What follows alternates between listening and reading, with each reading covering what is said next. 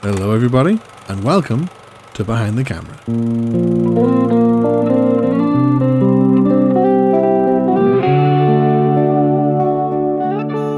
Here we are with episode 105 of Behind the Camera. As always, before we get into today's show, if you would like to follow Behind the Camera across social media, you can find my link tree in the description, which will take you to Instagram, TikTok, X, YouTube, and also has the link to where you can buy my book, Behind the Camera, The Journey So Far. This is available in both paperback and ebook, and is free to read if you have Kindle Unlimited. If you want to see more of the behind the scenes side of the podcast, you can also support the show on Patreon. For £3 a month, you'll get access to extra content, including a Patreon exclusive series, your name added to the wall of patrons at the end of each episode, and more. But now, getting into today's topic. It's Mental Health Awareness Week this week, and I thought it would be important to address this and talk about it for an episode. So here we are. The theme of Mental Health Awareness Week this year is taking action. And I quite like that because it's one thing to really understand and be mindful of your mental health and well-being, but to actually take action on things, that's a whole other different thing altogether. Because I can tell you from personal circumstance where I would probably be on the more of the being aware side of my own mental well-being, and I don't think I do enough. I don't think I do enough to really kind of dig me out of the holes, to really kind of help me come out of the ruts or anything like that. I'm fully aware of what gets me in them, because that's something I've been pondering a lot lately. My mental health hasn't been great over the last while, and I'm kind of more aware as to why that is these days. I will go through periods of time where I feel great, but then all of a sudden something particular happens and I will just not be myself for an undisclosed amount of time. It could be days, it could be weeks. It's a horrible, horrible cycle, and I certainly wouldn't wish it on anybody. But I know that I'm not doing enough about it. I know that I might sort of isolate myself away from situations or away from people, in the sense that, well, to give you an example, this even happened today. I saw something, I saw something online that really annoyed me today. And that's not like me at all. That's not like me. But I got really, really annoyed about this because it sort of felt like a slap in the face to creators like me and other podcasters and, people who have worked hard to get what they have today. And it just involved somebody who went viral for a stupid reason and is now, they get people like that who get everything handed to them. They don't have to work for it. They don't have to do anything. They're just in the right place at the right time and they go viral. So I put this into a group chat that I have with my friends, and one of them basically just said to me, success comes from within, so stop looking at people on the internet and getting annoyed about it. And I felt so small and insignificant in that moment. But to me, that just kind of said, right, well, that's that door closed in terms of me being mindful about my well-being and certain things with these people. And I know that sounds very isolating, but I think when you get responses like that, it comes from a lack of understanding about why somebody might be feeling this way. It's a matter of, I can empathize with this, but if this is what I would do in my situation, and it sucks, but it is just how that goes. So, and I've had this done with like a lot of people where I've shut the door on having these kinds of conversations with people because I know it's not beneficial for my own sake, because people just don't understand. They're just not really mindful of it because they might not really have experienced anything like that themselves, or their own mental situation might just be different. And that's okay. I think, you know, everybody's situation is different. What gets to some people might not necessarily get to the other. And, you should never invalidate somebody's feelings because of that. And I feel like I have that kind of awareness in that way. And I take action by I don't think I take action in a healthy way. I don't think that's a healthy thing to do. I feel like I should be able to talk to anybody about anything in terms of my friends. But when things like that happen, it kind of shuts the door. But again, these are things that we work on. Like I know that to compare like the situation that I've just talked about to situations 10 years ago, it's night and day. At least now I know, I'm aware of particular things that have these kind of impacts on my mental health. 10 years ago, I could never have even put into words what would have put me in these kind of holes, in these situations. But I knew that the slightest thing could have really just dragged me out of it. Whether it was meeting somebody new, whether it was a new start in terms of, like, for example, finishing university, getting a new job, or this, that, and whatever it might have been, like occasions, certain things, that would have been a temporary fix for me. But at the same time, like, I would have thought then, or back then, I would have thought that was the be all end all. That was literally, oh my God, I'm better now, but only to repeat the cycle. I would have essentially treated distractions as cures. Now, distractions are important. It is so important to have that kind of distraction, to, even if it acts as a buffer to how you're feeling. If you're feeling so down, just go and do something that'll, relax you. Go take a bath, go play a video game, go whatever it is that, makes you kind of happy, that makes you kind of forget about the world, forget about your problems. These things are very, very important, but it's important to really understand and recognize that they're not the cure. And that's kind of how I treated it back in the day. And I think I kind of built up like somewhat of a reliance on these things, to the point where I stopped enjoying the things that made me better because they were no longer making me as happy, and again, it comes down to like a lack of awareness.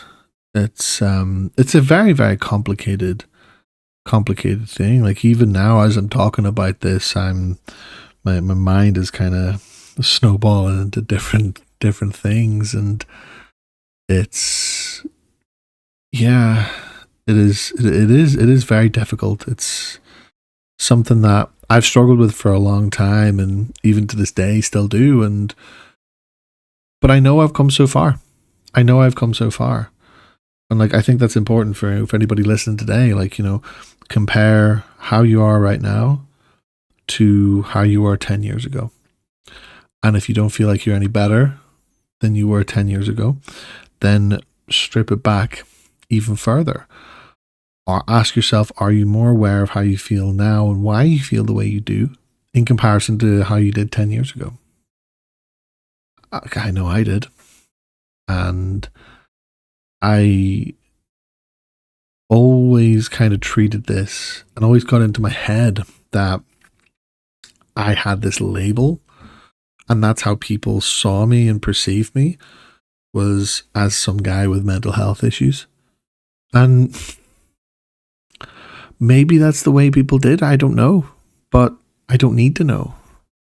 All I need to know is like, what can I do myself? What action can I take to fix this? What action can I take to, and if I have it in my head so much that I have this label on me that's bestowed by myself, that other people have, this perception that people have of me, which might not even be true. What can I do to change that perspective, that perception? What can I do to make myself feel better about that? And it all comes from within. It all comes from within you. Your own mental health starts and ends with you. It all starts and ends with yourself. You have to be that change. You have to be the one to take action. And of course, the help is there. The help is there, but even if you seek help, that is you taking action. That is you taking the first step to getting better. And if you are in a position where the notion of mental health is very new to you, there are like so many simple things that you can do to really just kind of have that awareness and be more mindful of it. And now, let me preface this by saying I am no expert. I am no mental health expert. I have dealt with a lot of problems in the past and a lot of ongoing things, but I'm still no expert. But I think one of the most important things you can do is check in with yourself. Like every day, every few days, every week, just ask yourself, are you okay? Ask yourself, how are you doing? Did you have a good week? Did you have a good day? Are you feeling okay? And if you're not, then go back to the earlier point. You maybe distract yourself for a little bit or write things down. Really try and don't push the problems away. Like, don't push them down. Try and just rationalize. Try and understand what it is that is making you feel that way. And sometimes there might not be anything. You might not even be able to articulate. You might just feel that way. And you know what? That's okay too. That is absolutely fine. I feel like every single person has been there. We've all had bad days where we have just not been able to explain why we feel a certain way, but we just do. And that's okay. Distract yourself, do a little bit of self-care, whatever that may look like to you. Self-care is one of the most important things you can do. And check in with your friends. Your friends are some of the most important people in your life. And I know, as when you look back to when you were younger compared to like now, friend groups change. You may feel like you have less friends than you did, but sometimes less is more. Sometimes having that one group of friends is everything. And I try to check in with my friends as much as I possibly can. And like I know I mentioned about kind of having these kind of boundaries that I've set myself, that I've isolated myself, where I know who I can and can't talk to about mental health issues. But that's just a personal thing for me. That's a personal thing for me. And I will still reach out to them if they need me. I'm still there for them. That doesn't really change anything just because the understanding is maybe one-sided in some ways. That's just the way I kind of deal with it. But boundaries as well. That's such an important thing to have. Like in terms of what I do with the podcast and what I have done with streaming before, the boundaries are a very, very important thing. If you are a figure on the internet, if you have an online presence, boundaries are one of the most important things. One of the most important things you can do to help your mental health, because this kind of work we do online is quite draining. It's exhausting. It's a lot of work, but sometimes what you find is that particular people might get a little bit too close, a bit uncomfortably close, but because there is that initial dopamine hit that you get from those kinds of nice connections, people can get a little bit too close. And like, this doesn't necessarily just apply to online life, but in real life too. Like, you kind of have to know, You have to know what your boundaries are in terms of situations, in terms of people, in terms of how you can put yourself first and it not be at the detriment to others, but also beneficial to yourself. The boundaries, they are a very, very important thing. And I think sometimes that's a lesson that you learn the hard way, especially if you have a life online. I have seen so many people online who have had to take mental health breaks, who have had to kick people out of their communities because they got a little bit too close and thought that their relationship was more than what it was with whoever it may be. But boundaries are so important, and I get it. It's tough, but boundaries need to be a two-way thing. Routine and habits. This is another important thing. I've actually kind of recently got into a better routine in terms of work and my job. For a long time, I was so out of routine in terms of going into the office. It was becoming the bane of my life. But just with a couple of life changes that are happening at the moment, I've actually managed to keep a consistent schedule, and I might feel a bit more tired in terms of doing it, but I think having that routine has been very beneficial for me because I know I can get up when I need to. I know I can do something that I kind of felt like I couldn't do in the past. So I kind of feel like I've changed a lot there in terms of I can do this. There was no real blockers in terms of me not being able to do this like menial task. But yeah, I can do it. And like it is one of those things where you just kind of have to go and do it.